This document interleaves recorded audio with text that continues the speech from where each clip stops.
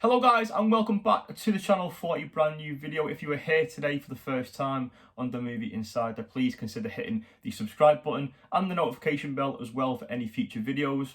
Now in today's video we will be going through my top 10 movies of 2022, and last year we had some fantastic films come out, I have to say. But this is my opinion guys, this is my top 10 list. Let me know yours down below in the comment section. I'm very interested to see which movies made your list, but for today this is mine. So without further ado, let's get into today's video.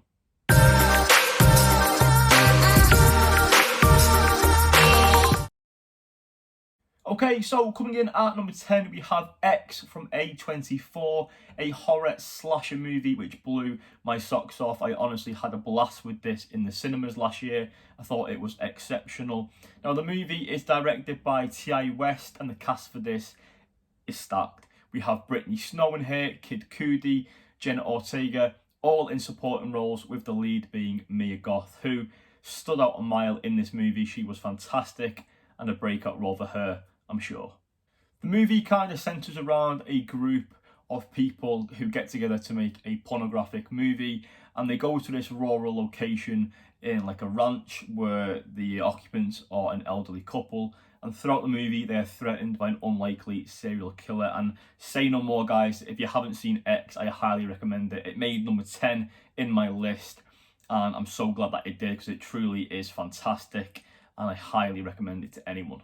Now, I have to say, guys, X is one of my favourite releases to date from A24. I gave this an 8 out of 10, a solid 4-star out of 5. Let me know what you thought of X down below by leaving me a comment. Okay guys, so coming in at number 9, we have The Woman King, a 2022 historical action movie directed by Gina Prince Bythewood, and this centres around a all-female led warrior unit called the Agoji, who protected the West Kingdom of Dahomey, I believe it's pronounced, between the 17th and 19th centuries. The general of this unit was portrayed by Viola Davis in this film, who is one of my favourite actresses to date. She gave a great performance in The Woman King. She was fantastic. The cast as well, besides from her, was stacked. We've got John Boyega in there. We've got Lashana Lynch. Hero Phineas Tiffin is also in this film as well. Now, what I really enjoyed in this was the action. It was action-packed from start to finish.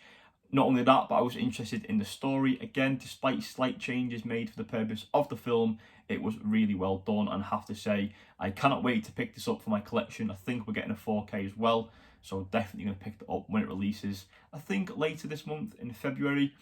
If you enjoyed The Woman King, guys, leave a comment down below. Let me know what you think. And if you haven't, again, this is another recommendation from me. I gave this a solid 8 out of 10, another 4-star out of 5. At number 8, and the first entry from an MCU movie here, it is Doctor Strange in the Multiverse of Madness, helmed by Sam Raimi, returning to direct his first Marvel film since Spider-Man 3. I loved what he did with this movie. Loads of elements seeping through the cracks from movies like Evil Dead, some tones from Spider-Man. Visuals for this was great, as you'd expect. Cinematography was fantastic as well. The score throughout, I was very happy with. The music that they used and went for worked really well. The cast, we've got some new faces in this film as well. Jacques Gomez, is that how you pronounce it? Hopefully I've not butchered that too much, but she plays America Chavez, a very likeable character, one who I am very much looking forward to seeing again in future MCU movies, or maybe a Disney Plus show. Now we've got some old faces returning here. Benedict Wong as Wong, Benedict Cumberbatch as Doctor Strange himself. We've got Elizabeth Olsen as the Scarlet Witch. Rachel McAdams returns to the sequel, which I was very happy about. Some great cameos later on in the movie, although they're very subtle, very brief, short-lived, some would say. Some great new actors coming into this, and a lot of fan service. Now I know it's quite old now, but I still don't want to go too much into it. But there's some great moments in this film. I think it was fantastic. I did score it a little bit higher upon release. I think I originally gave this a 9 out of 10, a 4.5-star out of 5, but I have lowered it since after watching it on Disney Plus. But I have to say the 4K looks brilliant. It looks beautiful and stunning in 4K. The colours absolutely look great. Loved what they did with the physical media releases as well. The Steelbook, very nice from Zavvi. And overall, yeah, I think it was just a solid entry into the MCU. So my score now, as of my rewatch, I lowered it to an 8 out of 10, so another 4-star out of 5. So yeah, let me know down below, guys, in the comments. Did you enjoy Doctor Strange in the Multiverse of Madness? What was you going to expect from it? Did you get what you wanted? I personally wanted the film to be a little bit longer. I felt as if the multiverse concept, they could have done a little bit more with it. But I'm sure later down the line, we will see more to come from that story. So at number 8, guys, we have Doctor Strange in the Multiverse of Madness. At number 7, we have the Guardians of the Galaxy Holiday Special, which aired exclusively on Disney Plus from the genius mind of James Gunn, a fantastic director, one of my favourites working in Marvel, who is now actually with DC, but that's just another story. I love James Gunn. I think what he did with this special was fantastic. I think it worked extremely well. The cast and crew, you can tell, had a lot of fun making this. I certainly had a lot of fun watching it. And for me, this is going to be an annual watch every Christmas, without a doubt. I loved it from start to finish. I just had a lot of fun with it. I did not want it to end. And that is my only gripe. I would have wished it was a little bit longer, maybe another 15, 20 minutes. That's my only disappointment with it. But for me, this was an easy 9 out of 10, a 4.5 star out of 5. And I cannot wait for Guardians of the Galaxy 3 coming later in 2023. So coming in at number 6, we have Elvis, a movie from Baz Luhrmann starring Tom Hanks and Austin Butler. Now, Tom Hanks plays the Colonel, who is Elvis's manager, and he was an absolute dick. I didn't like Tom Hanks' performance in this film, unfortunately. I've seen him in a lot better films, and he delivers a lot better in those. But at the same time, you know, the Colonel and the character himself really pisses me off throughout this film. So maybe Tom Hanks does a good job at conveying that across the screen. I don't know. But for me, not his best performance. Didn't really get it. Didn't like the accent and stuff like that. He looked great though. Her makeup did a great job, I have to say. As for Austin Butler, he delivers an Oscar-worthy performance. Definitely an award-winning performance in this film. I loved his singing in this. His dancing, his acting was phenomenal. Really was off the charts, like literally. I think Elvis was a great movie, an easy 9 out of 10 for me, an easy 4.5 star out of 5. It was slightly higher in my list at one point, but I shall see later on in the video. There's a few films that just about beat it. So coming in at number 6 is Elvis. Coming in at number 5 is The Northman, directed by Robert Eggers, another movie stacked with a fantastic cast. We've got Nicole Kidman in there, Anya Taylor-Joy, Ethan Hawke. We've got Willem Dafoe, Alexander Skarsgård as well, and this film really does capture that Norse mythology perfectly. The score for this is beautiful. The visuals look stunning. I haven't yet watched the 4K, but in cinema, it really got me. It gripped. I loved it. I thought it looked stunning. I thought the story worked really well. It was great. I loved the idea of like a vengeance story. The cast all just delivered A-star performances. I hope this wins some awards in 2023. It is awards season. It's very, very close to that. And I hope we see the Northman picking up some awards. Now, for me, I gave this a 9 out of 10, another 4.5 star out of 5. I thought it was brilliant. It really, really was. It was a definite favourite for me from last year. Hence why it's at number 5. I know it's a little bit higher on some people's list, but I've not managed to do that rewatch. So hopefully this movie may move up just a pinch, but we'll have to wait and see. So currently sticking at number 5, it is The Northman. At number 4, we have the final entry from the MCU here with Black Panther Wakanda Forever, a movie helmed by Ryan Coogler, who directed the first film. And obviously it was a tough watch to begin with, of course, with the passing of Chadwick Boseman. I thought it was quite a tough watch to start with, but it did get easier. I thought they honoured him very, very well with this movie. I thought it worked great. It was definitely a love letter to him and both the fans. Although I don't know at the minute if I prefer it over the first one. I think it's completely different. However, it does carry across some of the tones from that first film, such as the soundtrack. The soundtrack for this was fantastic. A great original song from Rihanna there with Lift Me Up. The score for this, again, very similar to the first movie, so again, it works great. The cinematography wasn't as nice as the first film. I think there's some better shots in that first one. But again, I can't really complain too much because it does look very, very well. well done, well filmed. It looks great in 4K as well. The IMAX scenes look stunning, so it does look good, but I think the first one's just a little bit better. A lot of the cast, if not all the cast, do return to the sequel. But for me, one of the standout performances comes from Angela Bassett, who I think will win an Oscar. I think she's nominated at the minute for Best Supporting Actress. She was great in this. She delivers a lot of emotion, and I think it does come from inside, obviously with the passing of Chadwick. So it is tough. It's tough. Such a big fan of Black Panther as a character. Loved the comics growing up. I thought the first movie was just amazing. It's one of my favourites for sure. I know some people don't really like it, but again, we all have our opinions. So yeah, Black Panther Wakanda Forever was a great sequel. I thought the story was good. I think they tried to do that. I know they had to change some things, but it worked. It worked well. I'm happy it came out rather than it be cancelled. But yeah, so for me, I did give it a 9 out of 10, a 4.5 out of 5. I don't know if I'd lower it on rewatch. I have seen it twice.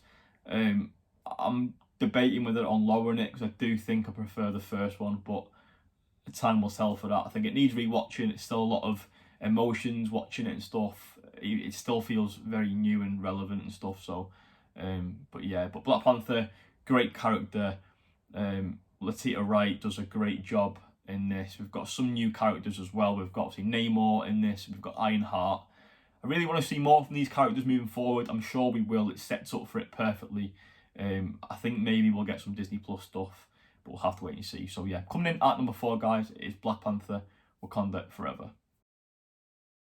Coming in at number 3 is Avatar: The Way of Water, directed by James Cameron. This movie was fantastic. The runtime is super long, but I did not feel it whatsoever because it was action-packed. The storytelling was bang on. It was so good. The emotion that I felt in this film is just amazing. Like I thought I'd feel it a lot more in other films that I mentioned earlier on in the video, but for me, Avatar: The Way of Water was great. It was so worth the wait. It's one of the best looking films I've ever seen. You can tell it is directed by a genius, James Cameron. He doesn't miss. And we've waited a long time for this. But if you haven't seen Avatar: The Way of Water, again, I'm not going to go into spoilers because the movie is still in cinemas now, so it's still new, it's still fresh. But go and watch it. It is fantastic, and it will be a must own on 4K for sure. It really is well done. And there's a character in this who's like human. He's a human kid, and he's on screen with these, you know, CGI characters, and you cannot tell. Like, it looks fantastic. It really does. So I can't wait to buy this and add this to the collection. So yeah, coming in at number 3, it is Avatar: The Way of Water, and this was an easy 4.5 stars out of 5. Another 9 out of 10 film. So close to a 10. So close. It may get a 10 on rewatch, but for now, at number 3, with 4.5 stars out of 5 and 9 out of 10, it is Avatar: The Way of Water. So guys, 2 movies left of my top 10 list of 2022. So coming in at number 2 is The Batman, directed by Matt Reeves. First off, the cast, fantastic. We've got Robert Pattinson as the Batman. We've got Zoe Kravitz as Selena Kyle, Catwoman. We've got the Penguin, portrayed by Colin Farrell. Paul Dano, who plays the Riddler. Andy Serkis there as Alfred. So the cast was great. They all gave really good performances. Robert Pattinson, I think, exceeded everyone's expectations. I knew he'd be good. I had a good feeling about it, and I was right. Yes, he was great. He really was. And I can't wait to see more from him in future movies with DC. I think Matt Reeves is getting a trilogy, so really looking forward to those. And I think we're getting a few bits as well over on HBO Max, including a Penguin TV show as well. So yeah, for me, The Batman, it's at number 2. It was my number 1 film for a long time. It came out early in 2022. Fantastic film. The score, probably the best of the year, I think, in terms of you know, the music that they used was great. It's got an Oscar snub.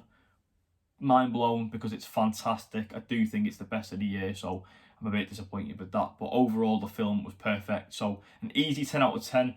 It was the first that I gave out last year, and it was the 1 out of 2 that I gave as well. So for me, coming in at number 2, it is The Batman, because it's perfect. It really is. It's a perfect love letter to superhero movies. And after the Christopher Nolan movies, I was hoping that this would be great. And again, it exceeded that because it was so good. And it's at number 2 in this list. So very happy with that, guys. If you haven't seen it, but I'm sure you have, go check out The Batman. Now, that leaves me with my last movie in this list, my number one movie of 2022, and it is Top Gun Maverick. Now, I actually only watched Top Gun for the first time last year, and it was the morning of the release of Maverick. So I watched that, went into Maverick, so it blended in very naturally, felt very organic. I love the new cast members that we had in this, Glenn Powell, Miles Teller as well. But Tom Cruise gave a great performance, even better than the first movie. I love the cinematography in this, some very nice shots. Can't wait to check those out on 4K. The score was great. The soundtrack even better in my opinion. There's a song from Gaga on there, a song from One Republic. Whenever I hear that song from the beach by One Republic, I always think of Top Gun Maverick, which is quite fun. But yeah, Top Gun Maverick, great movie. I thought the cast were great. Glenn Powell as well gave a really good performance, quite cheeky, but worked very well with Miles Teller. Miles Teller, the name speaks for itself. Fantastic actor, one of my favourites. He's been in some fantastic movies, and this is one to add to his resume. I just loved it. I thought it was a great sequel, definitely better than the first. Easy 10 out of 10. Great 5-star out of 5 movie. I absolutely loved it. Can't wait to pick up the 4K because I believe it or not, I don't own it yet. I'm waiting for that 2 for 30 deal. But I really, really do want to pick that up soon because it's fantastic. So yeah, guys, that is my film of the year, Top Gun Maverick. Let me know by leaving a comment down below what was your favourite film of last year. If not, put down your top 10 and have a little read through and reply to as many of you guys. So thanks for watching, guys. As always, like I said earlier on in the video, if you're new to the channel and you haven't subscribed yet, please consider doing so.